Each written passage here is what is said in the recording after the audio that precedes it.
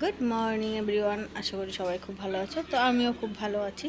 তো দেখো, পলাশ ফুল নিয়ে এসেছি। আজকে মামকে আমি স্কুলে দিতে গেছিলাম, তো সেখানে প্রচুর পলাশ গাছ আছে, 4-5টার বেশি। তো সেখান থেকে কয়েকটা পলাশ ফুল নিয়ে এসেছিলাম। আর এই যে তারপরে শনিবার, আজকে ছুটি হয়ে গেছে তাড়াতাড়ি, মামকে আমি আনতে গেছিলাম আজকে। দিয়ে এসছিও আমি, নিয়ে এসছিও আমি। তো দেখো, এই সবাই বেরিয়ে যাচ্ছে, মামকে আর খুঁজে পাচ্ছে। মাম যে গেটের সামনে কখন চলে গেছে আমার চোখের সামনে দিয়ে, বুঝতে পারিনি। তো প্রচণ্ড ভিড় হয়, তো সব বাচ্চাগুলো দৌড়াদৌড়ি করে, তো বুঝতে পারিনি কখন মাম বেরিয়ে গেছে। তো তারপরে মাম ওখানে গিয়ে আমার সাইকেলটা দেখেও বুঝতে পেরেছি যে মা আজকে নিতে এসছে। তো দেখো, আমি দেখতে পেয়েছি ওকে, দেখে তারপরে ওর কাছে গেলাম।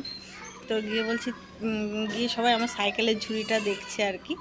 তো এই যে তারপরে মামকে নিয়ে বাড়িতে আসতে না আসতে একটা ঘটনা ঘটে গেছে। দুষ্টু পড়ে গেছে, সিঁড়ির থেকে পড়ে গেছে। তো প্রচণ্ডই দুষ্টু। তো যাই হোক, সিঁড়ির থেকে পেটে গেছে, পড়ে গিয়ে পাটা, হাঁটুটা তো পুরো কেটে গেছে।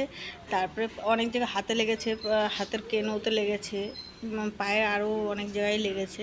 তো যাই হোক, সেগুলো আমাকে দেখে তো আরও বেশি কান্না করছে।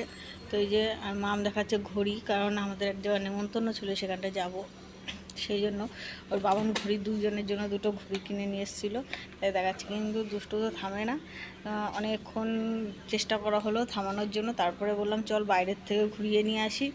তো বাইরের থেকে লঙ্কা গাছে লঙ্কা দেখাতে নিয়ে গেছিলাম, তো 9টা লঙ্কা হয়েছে, সেই লঙ্কাগুলো সব তুলে নিয়ে এসেছি।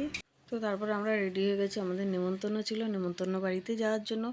একটা দাদার দিদি মারা গেছে, তো সেই বাড়িতে নেমন্তন্ন ছিল, তাই সেখানটা গেছিলাম। তো দুষ্টু এইদিকে, কে বলবে, ওর হাত পা কেটে গেছে, ও নাচ করে যাচ্ছে।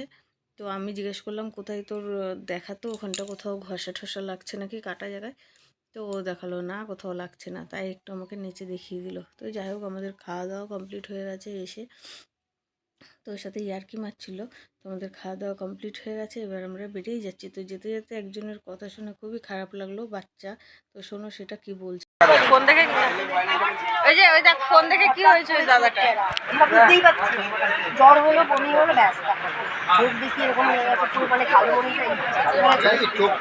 এখন বলেছেন 6 মাস একটানা চশমা, মানে স্নান আর ঘুমানো বাদে। মানে যখনই রাখবে দেখে মাঝখানের জিনিস এটা যতটা ইয়ে, তার থেকে মোবাইলের ইয়েটা বেশি কাছে, এটার জন্য মোবাইলটা তো পুরো কাছে না,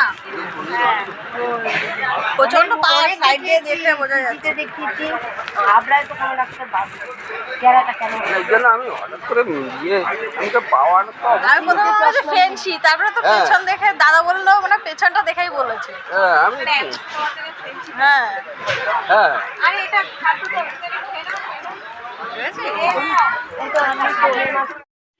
তো আমরা এইখানটা বসে আছি, ওনার ফটোটার সামনেই বসে আছি। আর দুষ্টু কি বলছে দেখো, বাড়ি যাওয়ার জন্য কেমন করছে দেখো।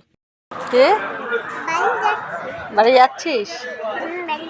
টাটা, যা যা, আমি আর দিদি যাব না, থাকবো।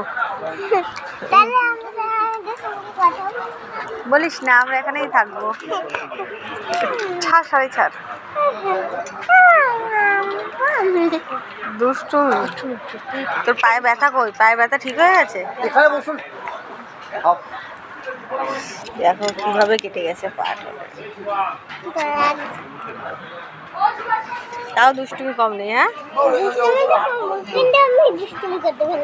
তোর দুষ্টুমি করতে ভালো লাগে, তাই না খেয়ে নেবো। ওই বলুন এদিকে ওই দুষ্টু পেয়েছে। যাও যাও,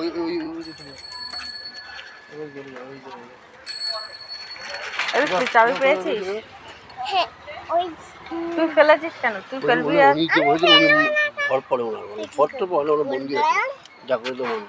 কার?